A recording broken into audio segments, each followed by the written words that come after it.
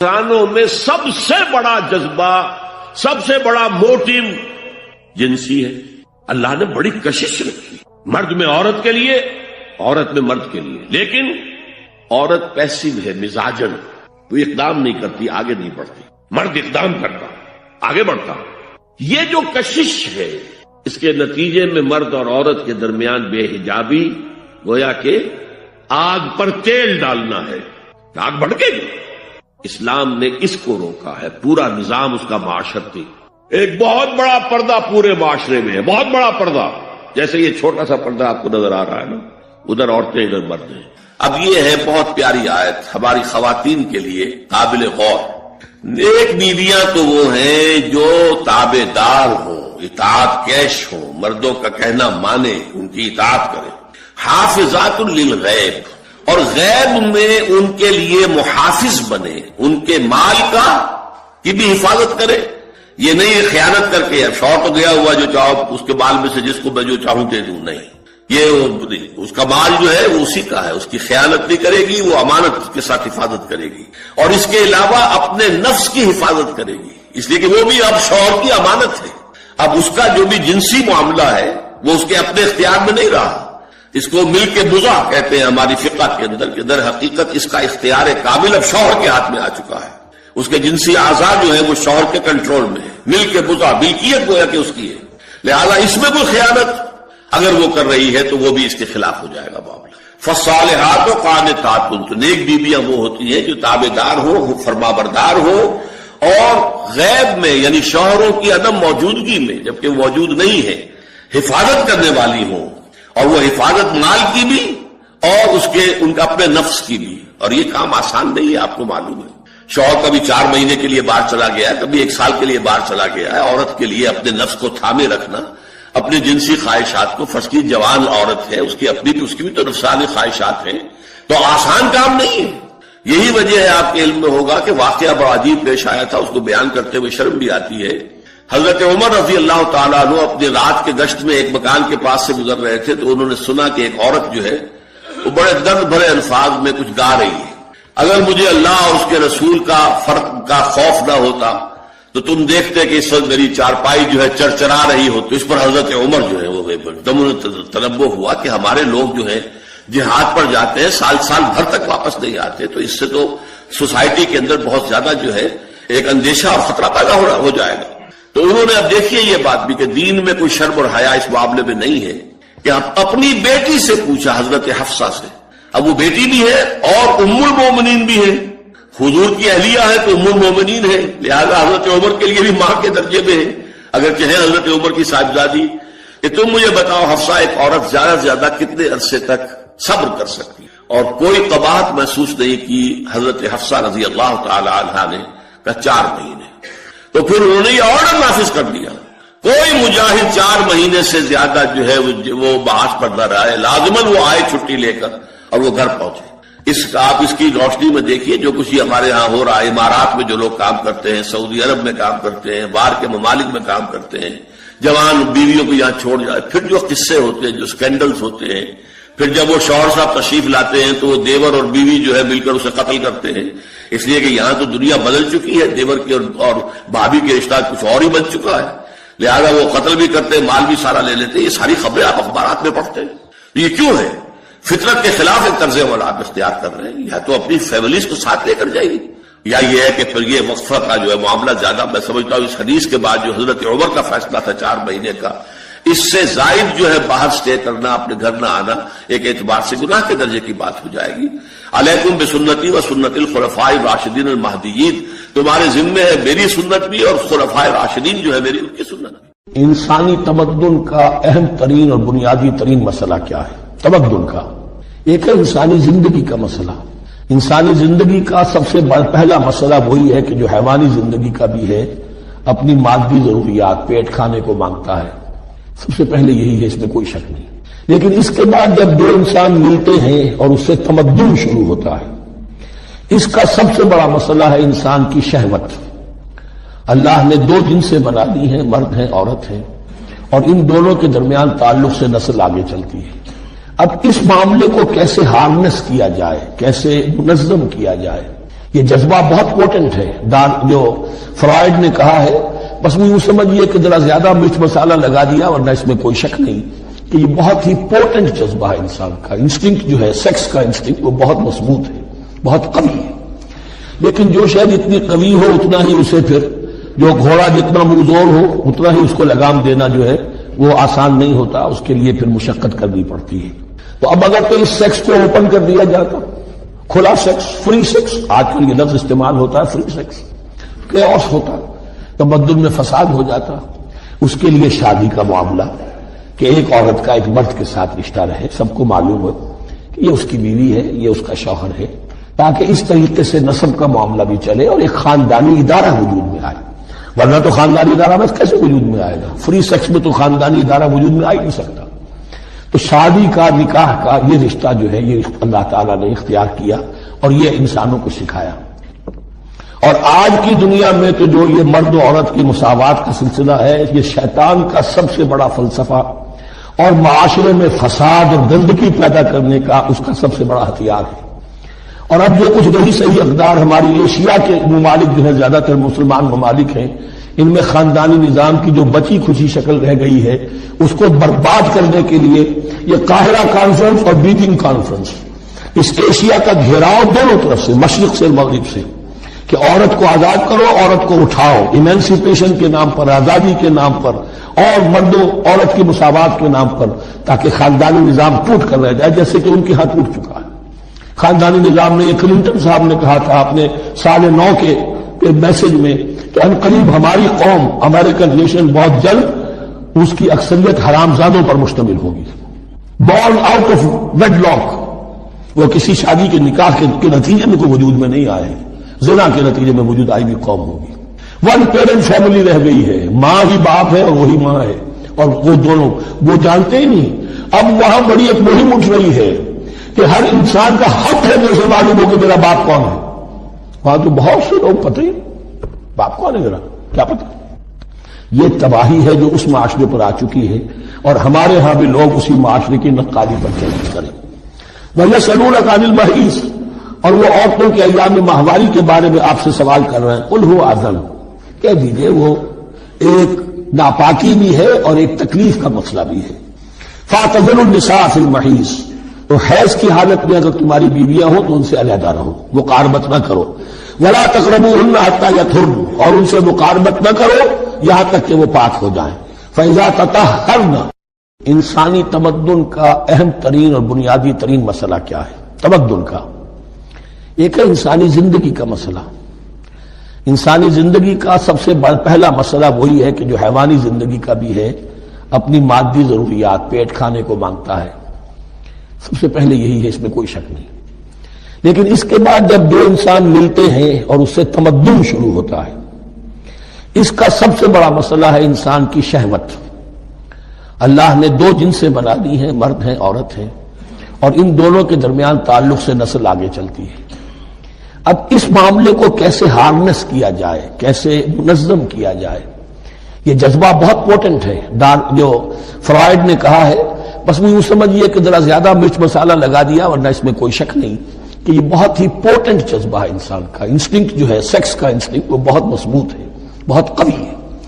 لیکن جو شاید اتنی قوی ہو اتنا ہی اسے پھر, جو گھوڑا جتنا منظور ہو اتنا ہی اس کو لگام دینا جو ہے وہ آسان نہیں ہوتا, اس کے لیے پھر مشقت کرنی پڑتی ہے. تو اب اگر تو اس سیکس کو اوپن کر دیا جاتا, کھلا سیکس, فری سیکس, آج کل یہ لفظ استعمال ہوتا ہے فری سیکس, کیوس ہوتا, تمدن میں فساد ہو جاتا.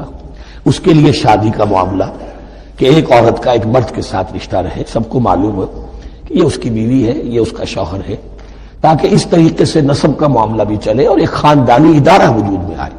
ورنہ تو خاندانی ادارہ بس کیسے وجود میں آئے گا؟ فری سیکس میں تو خاندانی ادارہ وجود میں آ ہی نہیں سکتا. تو شادی کا, نکاح کا یہ رشتہ جو ہے یہ اللہ تعالیٰ نے اختیار کیا اور یہ انسانوں کو سکھایا. اور آج کی دنیا میں تو جو یہ مرد و عورت کی مساوات کا سلسلہ ہے, یہ شیطان کا سب سے بڑا فلسفہ اور معاشرے میں فساد اور گندگی پیدا کرنے کا اس کا سب سے بڑا ہتھیار ہے. اور اب جو کچھ رہی صحیح اقدار ہماری ایشیا کے ممالک جو ہے, زیادہ تر مسلمان ممالک ہیں, ان میں خاندانی نظام کی جو بچی کھچی شکل رہ گئی ہے اس کو برباد کرنے کے لیے یہ قاہرہ کانفرنس اور بیجنگ کانفرنس، اس ایشیا کا گھیراؤ دونوں طرف سے، مشرق سے اور مغرب سے، کہ عورت کو آزاد کرو، عورت کو اٹھاؤ، ایمینسیپیشن کے نام پر، آزادی کے نام پر، اور مردوں عورت کی مساوات کے نام پر، تاکہ خاندانی نظام ٹوٹ کر رہ جائے، جیسے کہ ان کے ہاں ٹوٹ چکا ہے خاندانی نظام نے۔ یہ کلنٹن صاحب نے کہا تھا اپنے سال 9 کے میسج میں کہ ان قریب ہماری قوم، امریکن نیشن، بہت جلد اس کی اکثریت حرامزادوں پر مشتمل ہوگی، born out of wedlock, وہ کسی شادی کے نکاح کے نتیجے میں کوئی وجود میں نہیں آئے ہیں، زنا کے نتیجے میں وجود آئی بھی قوم ہوگی۔ ون پیرنٹ فیملی رہ گئی ہے، ماں ہی باپ ہے اور وہی ماں ہے، اور وہ دونوں وہ جانتے ہی نہیں۔ اب وہاں بڑی ایک مہم اٹھ رہی ہے کہ ہر انسان کا حق ہے جو اسے معلوم ہو کہ میرا باپ کون ہے۔ وہاں تو بہت سے لوگ پتہ ہی باپ کون ہے میرا، کیا پتہ۔ یہ تباہی ہے جو اس معاشرے پر آ چکی ہے، اور ہمارے ہاں بھی لوگ اسی معاشرے کی نقالی پر چلنے کریں۔ وَيَسْأَلُونَكَ عَنِ الْمَحِيضِ، اور وہ عورتوں کے ایام ماہواری کے بارے میں آپ سے سوال کر رہے ہیں۔ قُلْ هُوَ أَذًى، کہہ دیجئے وہ ایک ناپاکی بھی ہے اور ایک تکلیف کا مسئلہ بھی ہے۔ فَاعْتَزِلُوا النِّسَاءَ فِي الْمَحِيضِ، تو حیض کی حالت میں اگر تمہاری بیویاں ہوں تو ان سے علیحدہ رہو، مقاربت نہ کرو۔ وَلَا تَقْرَبُوهُنَّ حَتَّى يَطْهُرْنَ، اور ان سے مقاربت نہ کرو یہاں تک کہ وہ پاک ہو جائیں۔ فَإِذَا تَطَهَّرْنَ، اور جب وہ خوب پاک ہو جائیں، فَأْتُوهُنَّ مِنْ حَيْثُ أَمَرَكُمُ اللَّهُ، تو اب ان کی طرف جاؤ، جو بھی تمہیں تعلق قائم کرنا ہے کرو، جہاں سے کہ تمہارے رب نے تمہیں حکم دیا، اللہ نے حکم دیا ہے۔ یہ اللہ کا حکم کیا ہے؟ یہ ہے امر طبیعی، ہر انسان جانتا ہے، ہر حیوان کو معلوم ہے، وہ طبیعی شے ہے۔ لیکن یہ کہ اب عورتوں کے ساتھ بھی اگر انسان جو ہے وہ لواطت کا فعل شروع کر دے، قوم عمل لوط، تو ظاہر بات ہے کہ عمل قوم لوط تو وہ چیز جو ہے غلط ہے، وہ حرام ہے۔ یہ تو اللہ تعالیٰ نے جو بھی تمہاری فطرت میں ڈالا ہے راستہ، وہ در حقیقت من حیث امرکم اللہ، ان اللہ یحب التوابین ویحب المتطہرین، یقیناً اللہ محبت کرتا ہے بہت توبہ کرنے والوں سے اور بہت پاک بازی اختیار کرنے والوں سے، ان ناپاک چیزوں سے دور رہنے میں۔ نساؤکم حرث لکم، تمہاری بیویاں تمہارے لیے کھیتیوں کے مانند ہیں، جیسے کھیت میں بوتے ہو، فصل کاٹتے ہو، بیویوں کے ذریعے سے اللہ تعالیٰ تمہیں اولاد عطا کرتا ہے۔ فاتو حرثکم انا شئتم، تو جو بھی کھیتی والی جگہ ہے ادھر تم جاؤ جدھر سے چاہو، یعنی اس میں یہ ہے کہ کوئی رکاوٹ نہیں ہے، وہ داہنی طرف سے بائیں طرف سے جدھر سے بھی ہو، لیکن ہو وہ فرج کے اندر، وہ وقت کے اندر معاملہ نہ ہو۔ فاتو حرثکم انا شئتم وقدموا لانفسکم، اور اپنے آگے کے لیے سامان کرو، یعنی اپنی اولاد۔ انسان جو ہے بڑھاپے کے لیے اس کا ایسٹ بنتی ہے اس کی اولاد۔ آج تو دنیا اولاد سے بھاگتی ہے، لیکن ایک زمانے میں تو اولاد جو ہے وہ عصائے پیری شمار ہوتی تھی۔ وَقَدِّمُوا لِأَنفُسَكُمْ وَاتَّقُوا اللَّهَ وَاعْلَمُوا أَنَّكُمْ مُلَاقُوهُ، اور اللہ سے کا تقوی اختیار کرو۔ ابھی آپ دیکھیں گے کہ جو حکم بھی شریعت کا آئے گا بار بار تکرار کے ساتھ جو ہے اس میں جو تقوی کا ذکر بار بار آئے گا، کہ ایک قانون ہے اس کی قانونیت ہے، ایک ہے تقوی۔ قانون کی لاکھ پیروی کی جا رہی ہے، تقوی نہ ہو تو وہ قانون جو ہے وہ مذاق بن جائے گا، تماشا بن جائے گا۔ اس کے بعد مثالیں آئیں گی ابھی۔ واتقوا اللہ واعلموا انکم ملاقوہ، اور اللہ کا تقوی اختیار کرو اور جان لو تمہیں اس سے مل کر رہنا ہے، حاضر ہونا ہے اس کے جناب میں۔ وبشر المؤمنین، اور اے نبی اہل ایمان کو بشر۔ تقریب حضور سے صحابہ سے ثابت ہے، ضرور کرو ضرور کرو ضرور کرو، عضوا علیہا بالنواجذ، اپنے دانتوں سے پکڑ لو اس کو۔ اور جو تقریب ثابت نہیں حضور سے اور صحابہ سے، یقیناً یہ کہیں باہر سے آئی ہے۔ یا تو ہمارا خاندانی پس منظر جو ہے، اکثر تو ہندوؤں سے مسلمان ہوئے، وہ سادات ہوں، صدیقی ہوں، فاروقی ہوں، عثمانی ہوں، وہی ہے نا جو باہر سے آئے تھے، باقی تو اکثریت یہیں سے، وہ اپنا ہندوانہ پس منظر لے کر آئے۔ تو جس کا ثبوت صحابہ کے دور میں نہیں، وہ یقیناً باہر سے آئی ہوئی چیز ہے، اس میں پھر سادگی نہیں، اس میں کمی نہیں، جڑ سے کاٹو اس کو۔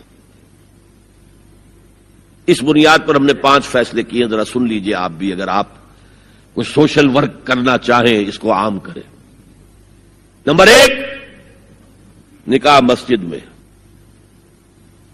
حدیث موجود ہے، ترمذی شریف کی روایت، اعلنوا ھذا النکاح واجعلوہ فی المساجد، نکاح کا اعلان عام کیا کرو، مسجدوں میں منعقد کیا کرو۔ میں حیران ہوتا ہوں کیوں نہیں علماء کرام نے اس کی طرف توجہ دلائی۔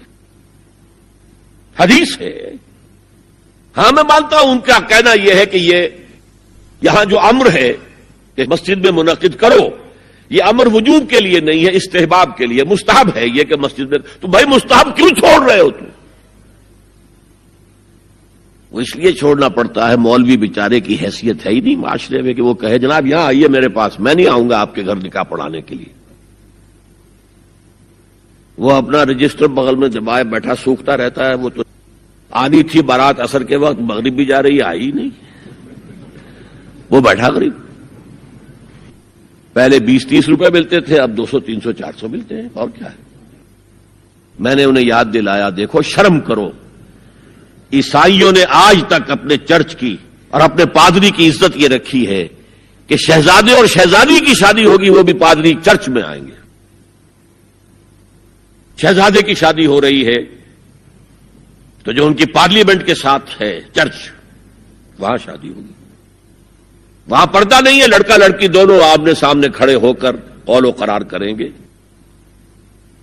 ہمارے ہاں پردہ ہے تو اس لیے لڑکی کے گھر بھی جائیں گے تو لڑکی تو محفل میں نہیں آئے گی. لڑکی کا ایک وکیل ہوگا، وہ وکیل اجازت لے کر آئے گا، 2 اس کے گواہ ہوں گے، اس کے سامنے اجازت لی گئی، پھر وہ نکاح خواہ کو اجازت دیں گے، وہ نکاح پڑھا دیں گے. پہلی بات یہ ہو گئی کہ نکاح مسجد میں.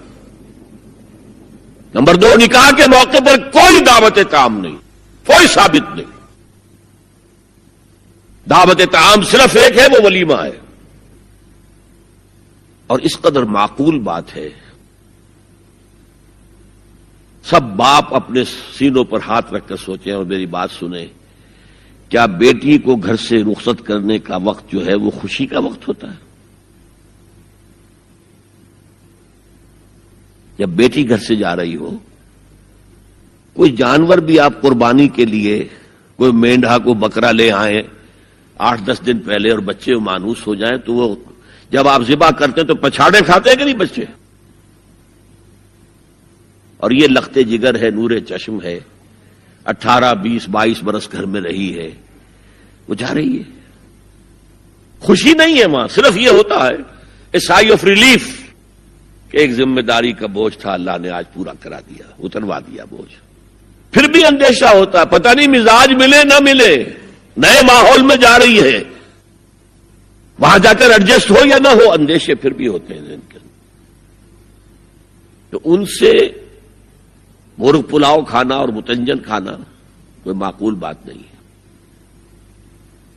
معقول بات کیا ہے؟ لڑکا اس کا گھر آباد ہوا ہے، وہ ولیمہ کرے، اس پر باقاعدہ حدیث اولبو ولو بشاتن، ولیمہ ضرور کرو چاہے ایک ہی بکری ہو تمہارے پاس، ذبح کرو، کاٹو، کھلاؤ گوشت اپنے دوستوں کو، احباب کو. یہاں تک کہا کہ بے طعام الولیمہ، برا کھانا ہے ولیمے کا.